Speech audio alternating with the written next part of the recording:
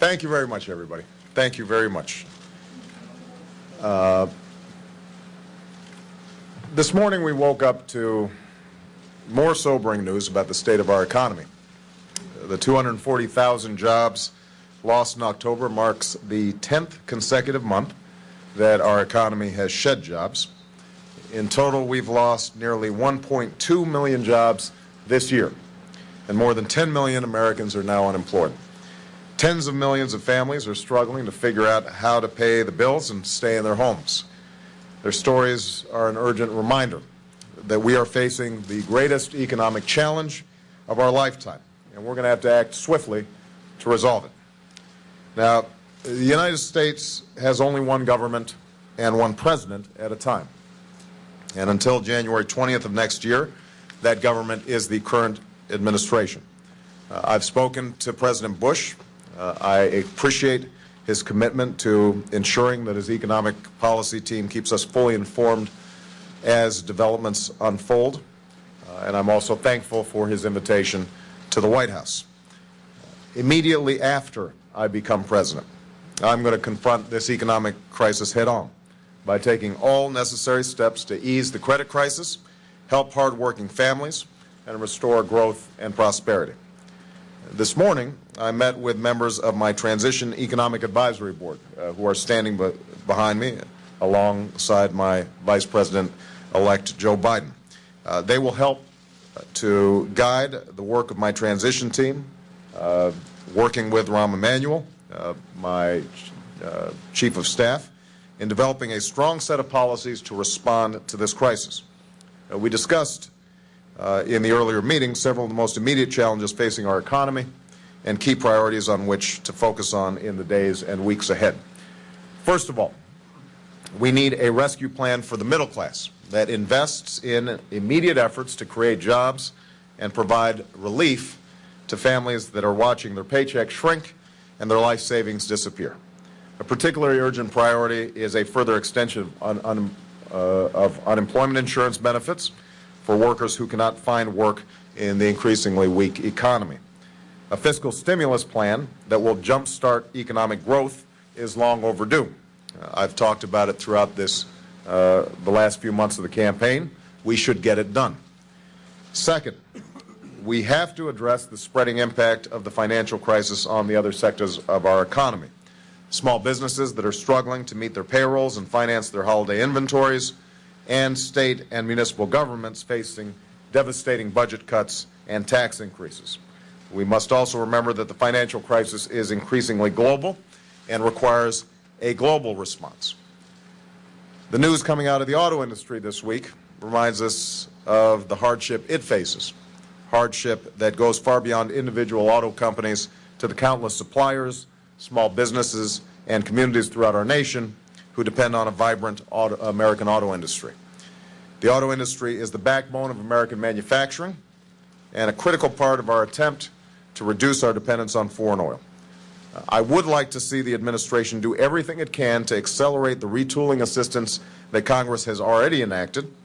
In addition, I've made it a high priority for my transition team to work on additional policy options to help the auto industry adjust, weather the financial crisis, and succeed in producing fuel-efficient cars here in the United States of America. And I was glad to be joined today by Governor Jennifer Granholm, who obviously has great knowledge and great interest on this issue.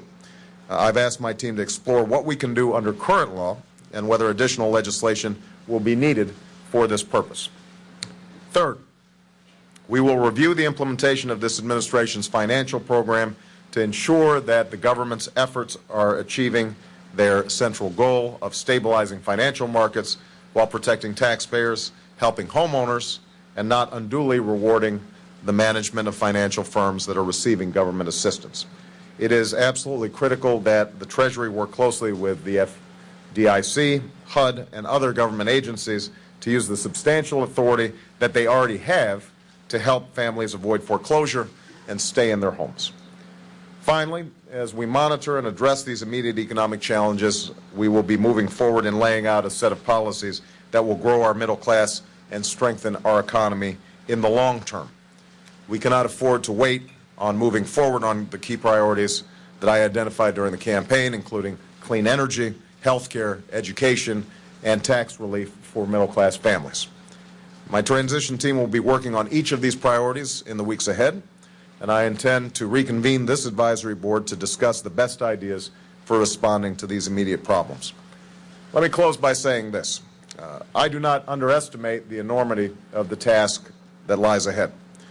We have taken some major action to date, and we will need further action during this transition and subsequent months.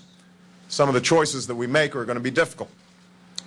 And I have said before, and I will repeat again, it is not going to be quick, and it is not going to be easy for us to dig ourselves out of the hole that we are in. But America is a strong and resilient country, and I know we will succeed if we put aside partisanship and politics and work together as one nation. That's what I intend to do. With that, let me open it up for some questions, and I'm going to start right here with you, Nedra. Thank you, Mr. President-elect. I wonder what you think any president can accomplish during their first 100 days in office to turn the economy around. How far can you go, and what will be your priorities on day one? Well, I think that a new president can do an enormous amount to restore confidence, to move an agenda forward that speaks to the needs of the economy and the needs of middle-class families all across the country. I've outlined during the course of the campaign some critical issues that I intend to work on. We have a current financial crisis that is spilling out into the rest of the economy, and we have taken some action so far. More action is undoubtedly going to be needed. My transition team is going to be monitoring very closely what happens over the course of the next several months. The one thing I can say with certainty is that we are going to need to see a stimulus package passed, either before or after inauguration.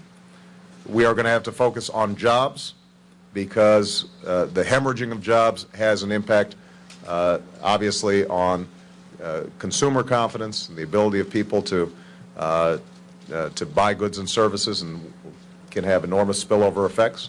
And I think it's going to be very important for us to provide the kinds of assistance to state and local governments to make sure that they don't compound some of the problems that are already out there by having to initiate major layoffs or initiate tax increases. So there's some things that we know we're going to have to do, but I'm confident that a new president can have an enormous impact. That's why I ran for president.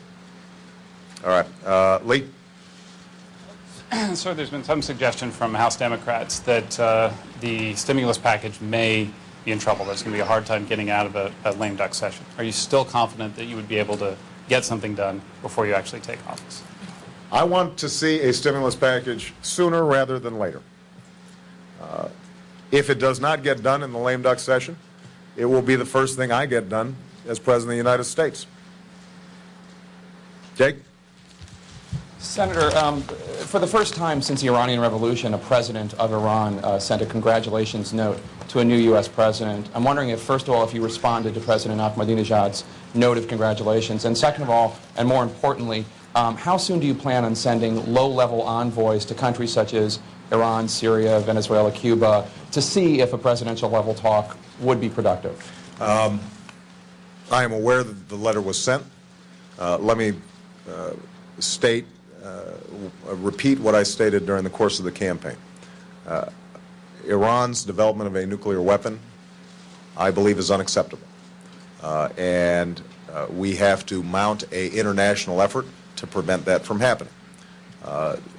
Iran's support of terrorist organizations, I think, is something that has to cease. I will be reviewing the letter from President Ahmadinejad, and we will respond appropriately. It's only been 3 days since the election. Obviously, how we approach and deal with a country like Iran is not something that we should simply do in a knee-jerk fashion. I think we've got to think it through. But I have to reiterate once again that we only have one president at a time, and I want to be very careful that we are sending the right signals to the world as a whole that I am not the president, and I won't be until January 20th. Let's see. Chip. Picking up what you were just talking about, you're meeting with President Bush on Monday. When he is still the decider, obviously, stating the obvious, when you disagree with decisions he makes, will you defer? Will you challenge? Will you confront? And if it becomes confrontational, could that rattle the markets even more? Well, President Bush graciously invited Michelle and I to meet with him and First Lady Laura Bush. We are gratified by the invitation. I'm sure that in addition to taking a tour of the White House, there's going to be a substantive conversation between myself and the President. I'm not going to anticipate problems. I'm going to go in there with a spirit of bipartisanship and a sense that both the President and various leaders in Congress all recognize the severity of the situation right now and want to get stuff done. And, you know, undoubtedly there may end up being differences between not just members of different parties, but between people within the same party. The critical point and I think the critical tone that has to be struck by all of us involved right now is the American people need help. This economy is in bad shape, and we have just completed one of the longest election cycles in recorded history. Now is a good time for us to set politics aside for a while and think practically about what will actually work to move the economy forward, and it's in that spirit that I'll have the conversation with the President. Let's see. How about Karen? Thank you, Mr. President-elect. With the country facing 2 wars and a financial crisis, do you think it's important for you to move especially quickly to fill key cabinet posts such as Treasury Secretary and Secretary of State? When we have an announcement about cabinet appointments, we will make them. There is no doubt that I think people want to know who's going to make up our team. And I want to move with all deliberate haste, but I want to emphasize deliberate as well as haste.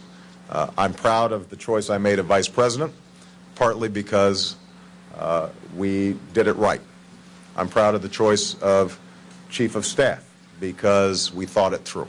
And I think it's very important in all these key positions, both in the economic team and the national security team, to get it right and not to be so rushed that you end up making mistakes. I'm confident that we're going to have an outstanding team, and we will be rolling that out in subsequent weeks.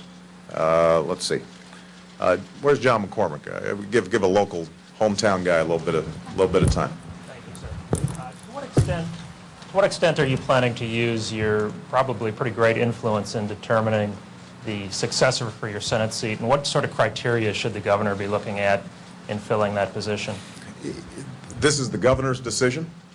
It is not my decision. And I think that the criteria that I would have for my successor would be the same criteria that I'd have if I were a voter. Somebody who is capable, somebody who is passionate about helping working families in Illinois meet their dreams. And I think there are going to be a lot of good choices out there. But it is the governor's decision to make, not mine. Lynn Sweet. What happened to your arm, Lynn? I cracked my shoulder running to your speech on election night. Oh, no. I fell and tripped. I think that was the only major incident during the entire Grant Park celebration. Thank you for asking. Here's my question. I'm wondering what you're doing to get ready. Have you spoke to any living ex-presidents, what books you might be reading? Everyone wants to know what kind of dog are you going to buy for your girls. Have you decided on a private or public school for your daughters? Let me list those off. In terms of speaking to former presidents, I've spoken to all of them that are living. Obviously, President Clinton. I didn't want to get into a Nancy Reagan thing about, doing any seances. I have reread some of Lincoln's writings, who's always an extraordinary inspiration. And by the way, President Carter, President Bush Sr., as well as the current president, have all been very gracious and offered to provide any help that they can in this transition process. With respect to the dog, this is a major issue. I think it's generated more interest on our website than just about anything. We have two criteria that have to be reconciled.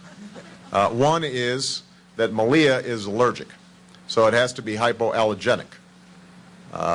There are a number of breeds that are hypoallergenic. On the other hand, our preference would be to get a shelter dog, but obviously a lot of shelter dogs are mutts like me.